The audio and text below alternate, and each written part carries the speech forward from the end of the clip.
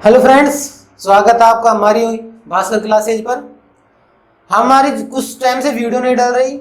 आप सबको पता है कोरोना काल चल रहा है, महामारी चल रही है। इस महामारी से भारत नहीं अपितु पूरा संसार है वो विकट परिस्थिति में जूझ रहा है। हमारे भी कुछ प्रॉब्लम्स हो गई थी, इस वजह से हमने वीडियो नहीं डाली। लेकिन अब हमारी पूरी कोशिश रहेगी कि आपको घर बैठे हम अच्छे से अच्छा जो भी हम पढ़ाए वो अच्छे से अच्छा पढ़ाएं। और इसके अलावा आप घर पर रहो फ्रेंड्स, सुरक्षित रहो और इस कोरोना काल की जो विपत्ति चल रही है इससे बचे रहो। हमारा जो आज का टॉपिक है, हमारी जो लास्ट क्लास थी उसमें हमने पढ़ाया था राजस्थान के ऊर्जा संसाधन, जिसमें हमने राजस्थान के ऊर्जा संसाधन को दो पार्ट में डिवाइड किया था। एक तो परंपरागत ऊर्जा संसाधन और एक अपरंपरागत ऊर्जा संसाधन में। तो हमारा जो टॉपिक चल रहा था वो चल रहा था परंपरागत ऊर्जा संसाधन, जिसमें हमने एक तो तापीय विद्युत ऊर्जा कर ली थी, जल विद्युत ऊर्जा कर ली थी, प्राकृतिक गैस विद्युत ऊर्जा कर ली थी और तरल नेफ्ता आधारित जो जितनी भी ऊर्जा थी अर्थात जितनी परियोजनाएं थी उनके बारे में हमने पढ़ लिया था। आज हम पढ़ेंगे राजस्थान की जितनी भी वे परियोजनाएं जो राजस्थान की क्या आणविक ऊर्जा से आधारित है, अर्थात आणविक विद्युत ऊर्जा की जितनी भी परियोजनाएं हैं राजस्थान में, मुख्य परियोजनाएं हैं, उनके बारे में हम आज पढ़ेंगे। तो राजस्थान में जो आणविक ऊर्जा की जो परियोजनाएं हैं, आणविक विद्युत ऊर्जा की परियोजनाएं, विद्युत ऊर्जा परियोजनाएं,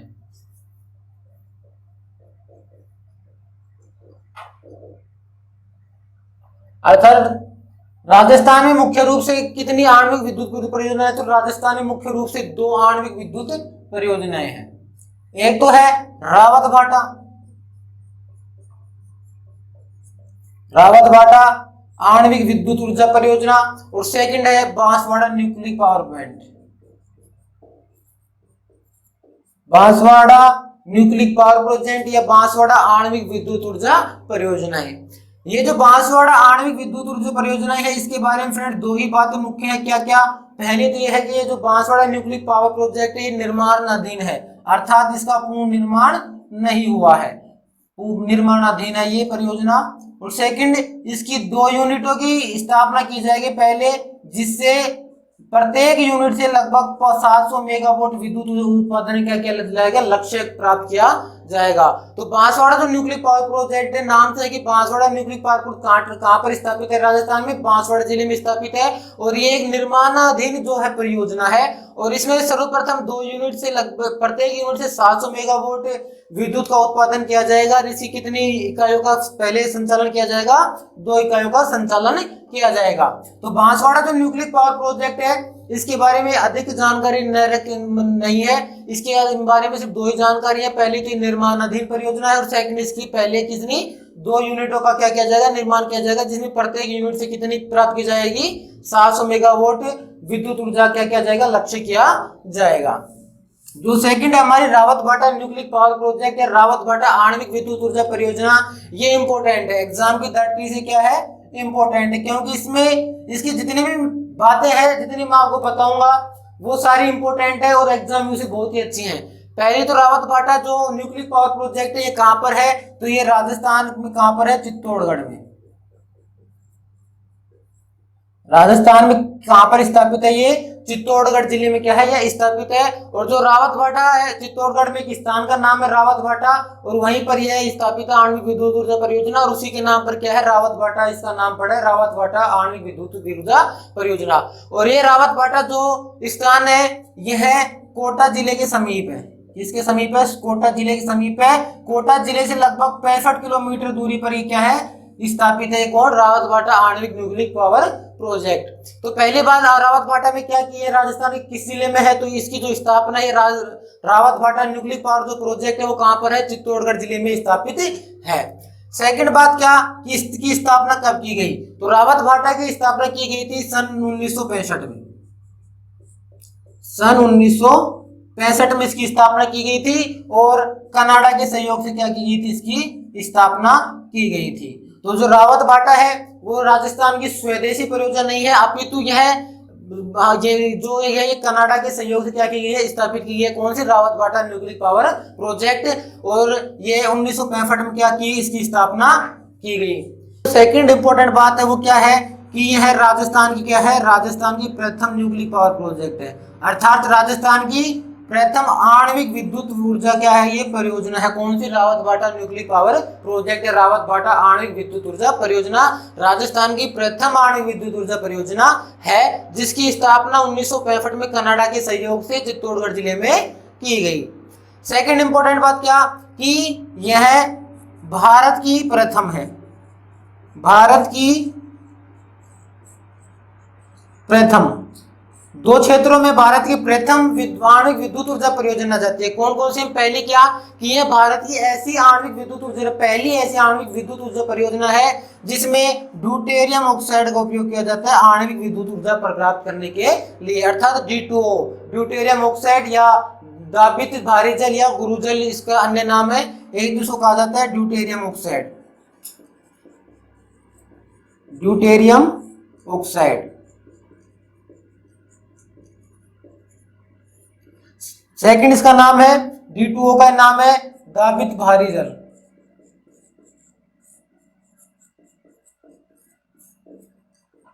और थर्ड इसका नाम क्या है? गुरुजल।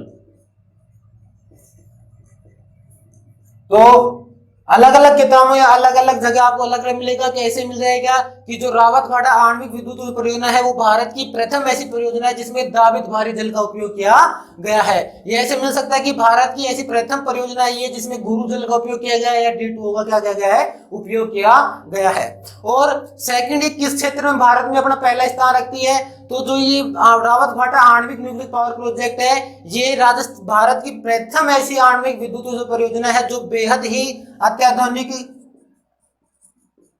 अत्याधुनिक है। ये बेहद ही क्या है? अत्याधुनिक है। कौन कौन सी दृष्टि से? तकनीकी दृष्टि से और प्रौद्योगिकी दृष्टि, अर्थात अत्याधुनिक तकनीकी व प्रौद्योगिक दृष्टि प्रथम है, अत्याधुनिक तकनीकी और प्रौद्योगिकी।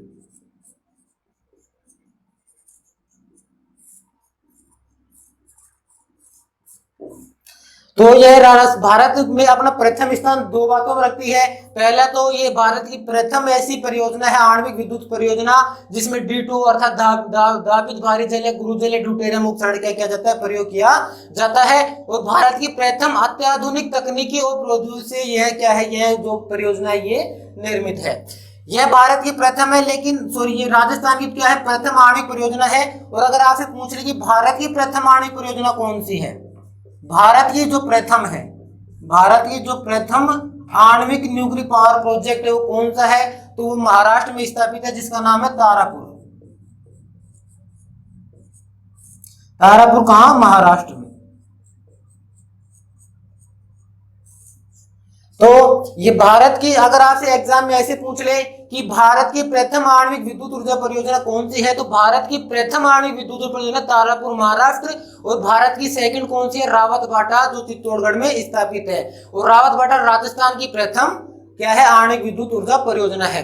लेकिन जो रावत भाटा है वो भारत में अपना प्रथम स्थान रखती है। कौन सी बातों में? इन दो बातों में। पहला तो क्या कि ये भारत की प्रथम ऐसी जो आणविक विद्युत ऊर्जा जिसमें D2 का उपयोग किया जाता है और अत्याधुनिक तकनीकी और प्रौद्योगिकी से क्या है, ये सर्वसम्मित है। कौन सी? रावत भाटा न्यूक्लियर पावर प्रोजेक्ट। इसके बाद नेक्स्ट क्या है रावत भाटा में कि जो रावत भाटा है, रावत भाटा की टोटल 8 इकाइयां संचालित है, अर्थात 8 यूनिट इसकी क्या है? संचालित है। 8 यूनिट क्या है? इसकी संचालित है। इसकी 8 यूनिट है। इनमें भी जो इसकी लास्ट की 2 यूनिट है, 7वीं और 8वीं यूनिट है, इनसे इंपॉर्टेंट क्वेश्चन बनता है क्या क्या कि जो रावत भाटा आणविक विद्युत ऊर्जा परियोजना है इसकी जो 7वीं यूनिट है, इसकी जो 7वीं यूनिट है, इसकी जो 7वीं यूनिट है, इससे सन 2013 में, 7वीं यूनिट से सन 2013 में जो रावत भाटा आणविक न्यूक्लियर पावर प्रोजेक्ट है, इसकी 7वीं यूनिट से सन 2013 में बिना किसी व्यवधान से लगातार 150 दिनों तक, लगातार 150 दिनों तक, लगातार 150 दिनों तक विद्युत का क्या किया गया? उत्पादन किया गया, जो कि अपने आप में एक रिकॉर्ड है। इसीलिए जो 7वीं यूनिट है ये इंपॉर्टेंट है कि रावत भाटा की कौन सी इकाई से सन 2013 में बिना किसी व्यवधान के लगातार 150 दिनों तक विद्युत उत्पादन की गई। तो 7वीं जो यूनिट है उससे लगातार सन 2013 में 150 दिनों तक क्या की गई? विद्युत का उत्पादन किया गया। और इसकी जो 8वीं यूनिट है, रावत भाटा की जो 8वीं यूनिट है वो पूर्ण रूप से महिलाओं द्वारा संचालित है, महिलाओं द्वारा क्या है? संचालित है। तो रावत भाटा के बारे में जितने भी टॉपिक है इंपॉर्टेंट है फ्रेंड्स, एग्जाम में कुछ भी आ सकता है लेकिन इंपॉर्टेंट टॉपिक है वो कौन कौन से। पहला तो रावत भाटा के बारे में, ये राजस्थान के किस जिले में है, तो राजस्थान के चित्तौड़गढ़ जिले में है। सेकंड इंपोर्टेंट बात क्या, कि इसकी स्थापना कब की गई और किसकी सहायता से की गई, तो इसकी जो स्थापना की गई थी वो 1965 में की गई थी कनाडा के सहयोग से, 1965 में कनाडा के सहयोग से की गई। राजस्थान की प्रथम आणविक न्यूक्लियर पावर प्रोजेक्ट, आणविक विद्युत ऊर्जा परियोजना है, और भारत की कौन सी है ये रावत भाटा, वो भारत की सेकंड है, भारत की क्या है सेकंड आणविक विद्युत ऊर्जा परियोजना है। जबकि भारत की जो फर्स्ट आणविक विद्युत ऊर्जा परियोजना है वो कौन सी है, तारापुर आणविक विद्युत ऊर्जा परियोजना महाराष्ट्र में। इसके अलावा नेक्स्ट क्या है कि जो रावत भाटा न्यूक्लियर पावर प्रोजेक्ट ये भारत में अपना अग्रणी स्थान रखते हैं, प्रथम स्थान रखते हैं किन बातों में, दो बातों में। पहला तो ये D2O से आधारित है, अर्थात इसमें ड्यूटेरियम ऑक्साइड का उपयोग किया जाता है आणविक विद्युत का उत्पादन में, और यह भारत की प्रथम ऐसी अत्याधुनिक तकनीकी और प्रौद्योगिकी से क्या है यह परिपूर्ण है। इसमें टोटल 8 इकाइयों का, इसमें टोटल कितनी इकाइयां संचालित है, 8 इकाइयां संचालित है, जिसमें से 2 यूनिट है वो इंपॉर्टेंट है। पहली तो 7वीं यूनिट जिससे कि रिकॉर्ड बना हुआ है कि 2013 में लगातार 150 दिनों तक क्या किया गया, इसमें बिना किसी व्यवधान के लगातार 150 दिनों तक विद्युत का उत्पादन किया गया। और इसकी जो 8वीं यूनिट है उसमें वो पूर्ण रूप से महिलाओं के द्वारा क्या है संचालित है, रावत भाटा की जो 8वीं यूनिट है उसके द्वारा। तो फ्रेंड्स आप इसका स्क्रीनशॉट भी ले सकते हो। इसके बाद रावत भाटा, इसके अलावा एक और है कल्पकम आंध्र प्रदेश, ये भी आणविक विद्युत ऊर्जा परियोजना की दृष्टि से बहुत ही इंपॉर्टेंट क्वेश्चन है कि जो कल्पकम आणविक विद्युत ऊर्जा परियोजना है जो कि आंध्र प्रदेश में स्थापित है, वह अपने जो भारत है, भारत की स्वदेशी परियोजना है, भारत की कैसी है स्वदेशी प्रथम परियोजना है। तो फ्रेंड्स यहां से कंफ्यूज होने का कुछ नहीं है, इसमें इंपोर्टेंट 2-3 क्वेश्चन है जहां पर अधिकतर कंफ्यूज होते हैं। राजस्थान की प्रथम तो रावत भाटा है, भारत की प्रथम है तारापुर, और भारत की जो स्वदेशी परियोजना है, स्वयं की परियोजना है, उसको कौन से कल्पकम है जो कि कहां पर है आंध्र प्रदेश में क्या है स्थापित है। इसके अलावा नेक्स्ट इसकी जो 8 यूनिट है, जो आणविक रावत भाटा आणविक न्यूक्लियर पावर प्रोजेक्ट की 8 यूनिट है, उनसे कितने कितने विद्युत का उत्पादन किया जाता है उसके बारे में देखते हैं। तो इसकी जो प्रत्येक है रावत भाटा कितनी यूनिट है, 8 यूनिट है, 8 यूनिट है। तो इसकी जो फर्स्ट यूनिट है, इसकी फर्स्ट यूनिट से प्राप्त की जाती है 100 मेगावाट विद्युत, 100 मेगावाट विद्युत प्राप्त की जाती है। इसकी जो सेकंड यूनिट है, इसकी जो सेकंड यूनिट है उससे प्राप्त की जाती है 200 मेगावाट विद्युत। इसकी जो लगातार 4 इकाई अर्थात 3rd से लेके 6th तक,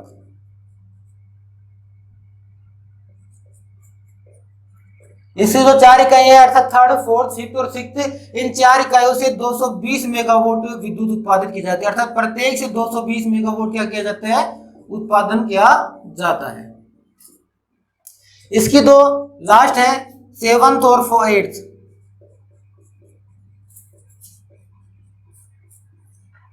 इसकी जो 7th और 8th जो लास्ट की 2 यूनिट्स हैं उससे प्राप्त की जाती है 700 मेगावाट।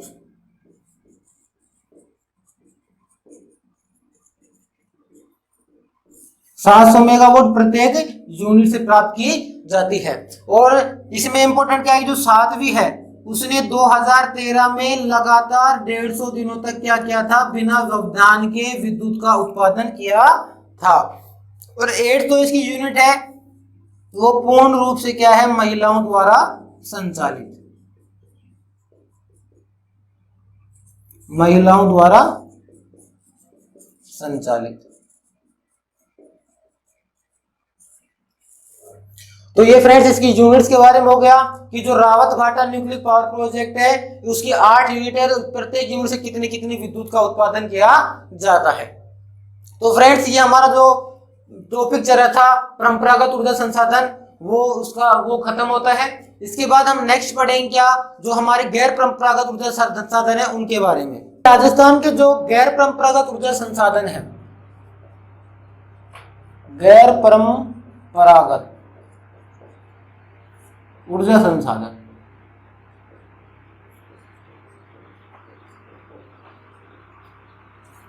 कि राजस्थान में गैर परंपरागत ऊर्जा संसाधन कौन कौन से हैं और उनकी कौन कौन किन किन चीजों से या किन किन परियोजनाओं से वो हमें कितना कितना प्राप्त होता है।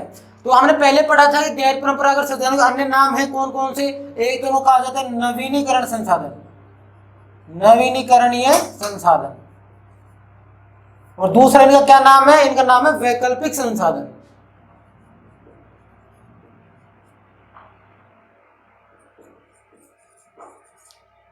नवीकरणीय संसाधन या वैकल्पिक संसाधन या गैर परंपरागत ऊर्जा संसाधन।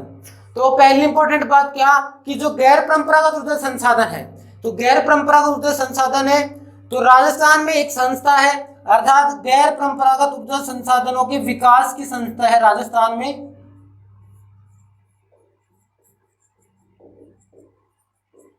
यह संस्था गैर परंपरागत ऊर्जा संसाधन है, नवीनीकरणीय ऊर्जा संसाधन है, इसके विकास को क्या देती है, बढ़ावा देती है। तो वो कौन सी संस्था है, तो वो संस्था है राजस्थान नवीनीकरणीय ऊर्जा निगम।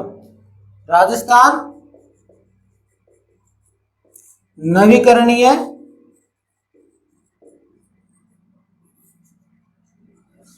ऊर्जा निगम। राजस्थान नवीकरणीय ऊर्जा निगम या इसी का अन्य नाम है सतत ऊर्जा निगम, सतत ऊर्जा निगम, या इसी का एक थर्ड नाम है जो आजकल सबसे अधिक प्रचलित है वह है अक्षय ऊर्जा निगम। तो राजस्थान में राजस्थान नवीनीकरणीय ऊर्जा निगम या सतत ऊर्जा निगम या अक्षय ऊर्जा निगम के द्वारा गैर परंपरागत ऊर्जा संसाधनों पे क्या किया जाता है, विकास किया जाता है। विकास क्या है, संस्था है। ये जो संस्था है अर्थात राजस्थान नवीनीकरणीय संस्था या सतत ऊर्जा निगम संस्था या अक्षय ऊर्जा संस्था, इसकी जो स्थापना हुई थी, इसकी जो स्थापना हुई थी वो हुई थी अगस्त 2000 में, अगस्त 2000 में। अगस्त 2000 में क्या हुई थी, इसकी स्थापना हुई थी। और ये जो अक्षय ऊर्जा निगम है, यह दो परियोजनाएं हैं अर्थात दो निगम है, उनकी संयुक्त परियोजनाएं है। एक तो है REDA, एक तो कौन सी है, REDA, और एक है RPCL। एक तो REDA अर्थात इसका नाम है राजस्थान ऊर्जा विकास अभिकरण,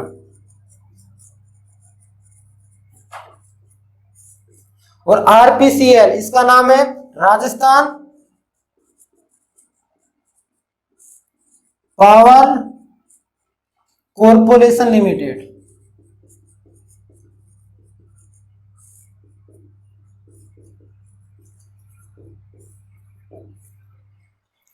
अर्थात REDA राजस्थान ऊर्जा विकास अभिकरण और RPCL Rajasthan power corporation limited की यह क्या है, संयुक्त क्या है, ये निगम है। अर्थात इन दोनों के मिलने से इस अक्षय ऊर्जा निगम क्या हुआ, विकास हुआ। REDA इसकी स्थापना हुई थी 1985 में, 1985 में इसकी स्थापना हुई थी। और RPCL है, इसकी स्थापना हुई थी 1995 में। तो REDA और RPCL दोनों संयुक्त रूप से अगस्त 2000 में अक्षय ऊर्जा निगम के रूप में आई। और ये जो अक्षय ऊर्जा निगम है या सतत ऊर्जा निगम है या राजस्थान नवीनीकरण ऊर्जा निगम है, ये राजस्थान में गैर परंपरागत ऊर्जा संसाधनों क्या करती है, विकास करती है, या इनकी विकास क्या है, संस्था है। इसके अलावा नेक्स्ट क्या, कि राजस्थान में जो ऊर्जा संसाधन है गैर पारंपरिक ऊर्जा संसाधन वो कौन कौन से हैं, हमने इसके बारे में पहले पढ़ लिया था। कौन कौन से हैं, पहला तो है सौर ऊर्जा। कौन सा है, सौर ऊर्जा। इसके अलावा पवन ऊर्जा, बायोगैस ऊर्जा, बायोडीजल ऊर्जा, भूतापीय ऊर्जा आदि। और जो सौर ऊर्जा है इसमें सबसे पहले हम बात करेंगे जो गैर पारंपरिक ऊर्जा संसाधन है, इसमें सबसे पहले हम किसकी बात करेंगे, सौर ऊर्जा संसाधन की, सौर ऊर्जा संसाधन की। कि राजस्थान में कौन कौन सी ऐसी परियोजनाएं हैं सौर ऊर्जा पे संचालित है जिनसे क्या की जाती है, विद्युत उत्पादन किया जाता है।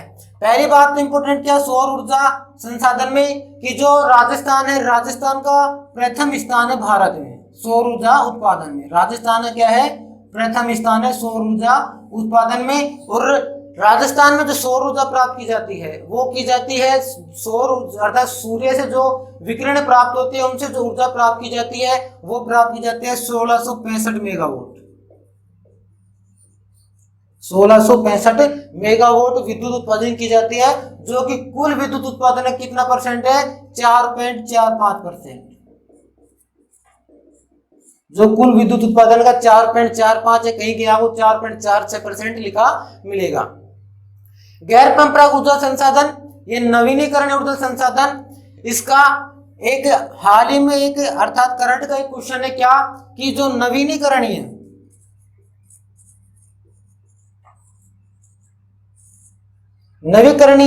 जो ऊर्जा, नवीकरणीय ऊर्जा देश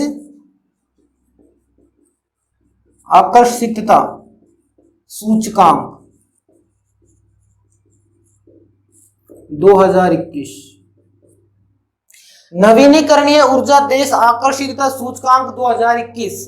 तो ये जो सूचकांक है, नवीनीकरणीय ऊर्जा देश आकर्षित सूचकांक है, ये क्या कहता है, ये जो सूचकांक है इसके द्वारा ये पता चलता है कि कौन सा देश है जो सौर ऊर्जा के उपयोग में सबसे आगे है।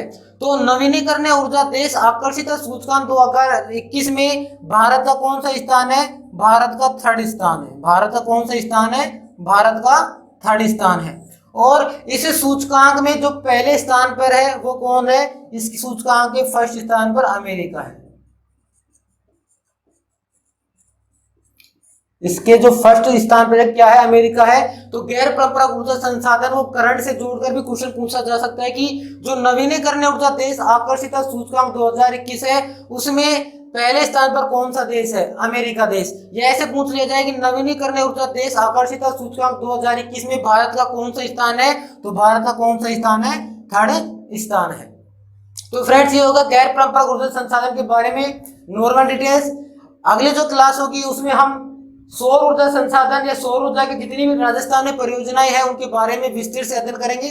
जब तक आप हमारे इस वीडियो को लाइक करें, शेयर करें और आपका हमारे ऊपर अधिक से अधिक प्यार बनाए रखें। और बस यही दुआ है भगवान से कि आप इस कोरोना महामारी से बचे रहें, आप अपने आप को सुरक्षित रखें, अपने घर वालों को सुरक्षित रखें। जय भारत, जय हिंद।